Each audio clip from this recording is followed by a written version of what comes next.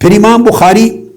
جب احادیث کا اعادہ کرتے ہیں مختلف ابواب میں ریپیٹ کرتے ہیں تو اس کا مطلب بھی حدیث کے مختلف دقائق کو سبجیکٹ وائز مختلف جگہوں پر واضح کرنا، اجاگر کرنا،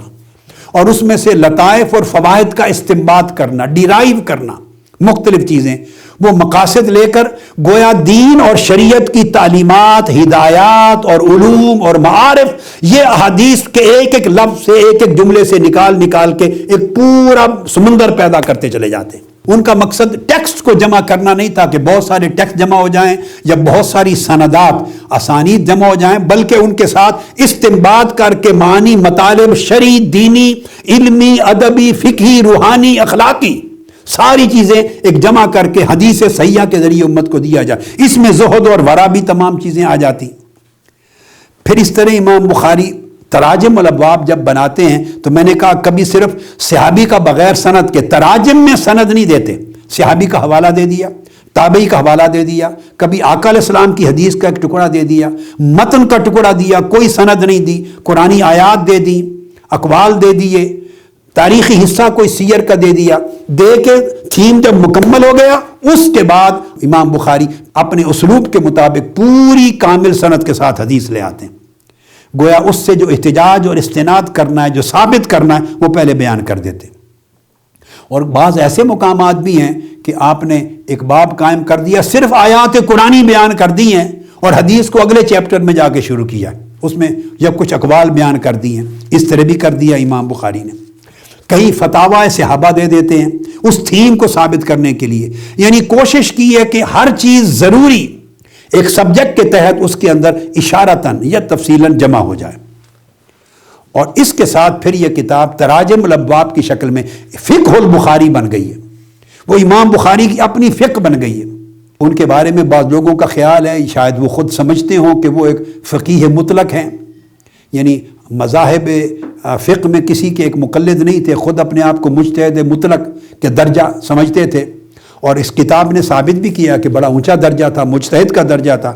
لہٰذا اس لحاظ سے مختلف طرق سے، مختلف الفاظ سے، مختلف روات سے چیزیں لا کر وہ اپنی فقہی مذہب کے مطابق اپنی فقہ کو ثابت کرتے ہیں۔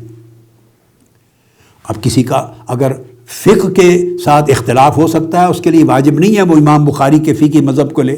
وہ مقلد ہے امام اعظم ابو حنیفہ کا۔ میں نے عرض کر دیا احادیث صحیحہ ہزارہا دیگر کتب میں موجود ہیں، وہ اپنے مذہب کو دیگر احادیث صحیحہ سے لے۔ حدیث صحیح کسی کتاب کے اندر ہونے کی محتاج نہیں ہے، وہ سند کی محتاج ہے۔ سند صحیح ہو،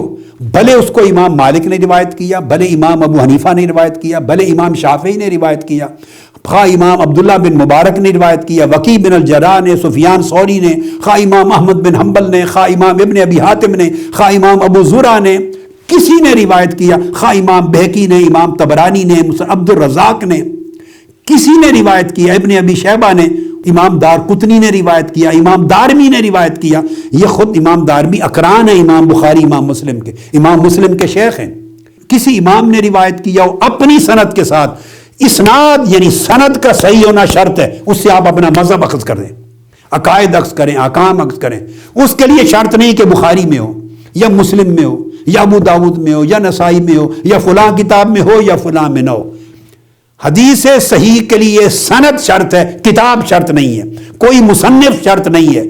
راویوں کی سند شرط ہے، جو آقا علیہ السلام تک پہنچتے ہیں وہ صحیح ہوں، بس اس حدیث پہ آپ اپنے مذہب کی بنیاد رکھیں، جس طریق پہ چلتے ہیں ان سے لے لیں۔ مگر میں آپ کی معلومات کے لیے بیان کر رہا ہوں کہ وہ اپنی جگہ ایک فقہ البخاری بھی ہے، جیسے فقہ الحنفی ہے، فقہ المالکی ہے، فقہ الشافعی ہے، فقہ الحنبلی ہے، اور اثنا عشریہ ہمارے احباب کی فقہ الجعفری ہے، تو یہ فقہ البخاری بھی ہے۔ گو بطور فقہ کے وہ پاپولر نہیں ہو سکی،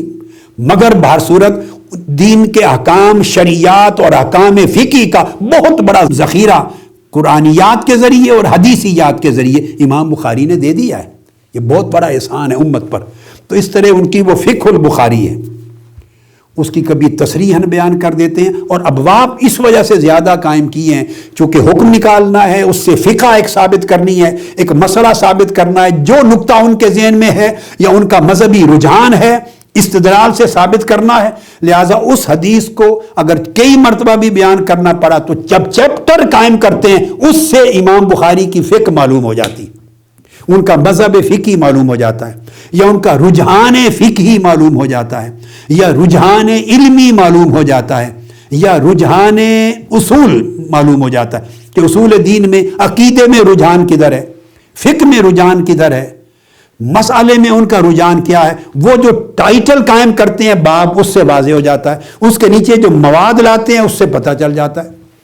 اس کے بعد حدیث ہیں، اس حدیث سے جو امام بخاری نے لیا وہ آپ کے سامنے آ جاتا ہے، اور اس کا مطلب یہ نہیں کہ آپ اس سے اور کچھ اخذ نہیں کر سکتے، آپ اس سے دیگر موضوعات بھی اخذ کر سکتے ہیں، دیگر احکام بھی لے سکتے ہیں، دیگر مسائل اور لطائف بھی لے سکتے ہیں، اور بہت سی دیگر شرعیات اور دینیات کے امور کو اس میں سے استنباط کر سکتے ہیں۔